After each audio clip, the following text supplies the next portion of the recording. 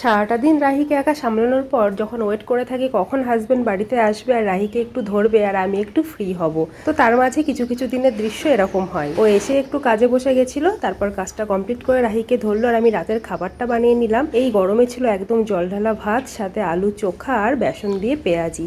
কার কার প্রিয় বলো তো। নেক্সট দিন মানে 1 মে হাজবেন্ডের ছিল ছুটি। সকাল সকাল একটু চা খেয়ে নিলাম। সকাল বলতে একটু দেরি করেই ঘুম থেকে উঠেছি, তাও 9টার পরেই চাটা খেলাম। তারপর একটু রাহি ওর নিচে আঙ্কেলদের ঘরে ঘুরতে যাচ্ছে আর আমি এদিকে সকালের খাবারটা বানিয়ে নিলাম। তো সবাই মিলে সকালের খাবারটা খেয়ে নিচ্ছি আর রাহি তো ওর অন্য খাবারই খেয়েছে। রাহি যেহেতু এখন আমাদের খাবার খেতে পছন্দ করে তাই ও একটু টেস্ট করলো। আজকে ম্যাগি বানিয়েছিলাম চাউমিনের মতো করে। সকালের খাওয়া দাওয়া সেরে দুপুরের জন্য ভাত আর ডালটা বানিয়ে নিলাম। তারপর রাহিকে স্নান খাওয়া দাওয়া করিয়ে দিলাম আর হাজবেন্ড বললো মুড়ো চচ্চড়িটা ও বানাবে, ও না এটা ভীষণ ভালো বানায়। পরের ভিডিওতে আমি তোমাদের সাথে রেসিপিটা শেয়ার করছি। আর এখন রান্না করলে তো ভীষণ গরম লাগে, তাই জন্য একটু লেবু জল বানিয়ে নিলাম। লাঞ্চে ছিল সিম্পল মেনু, ডাল, মুড়ো চচ্চড়ি, স্যালাড আর সাথে লেবু।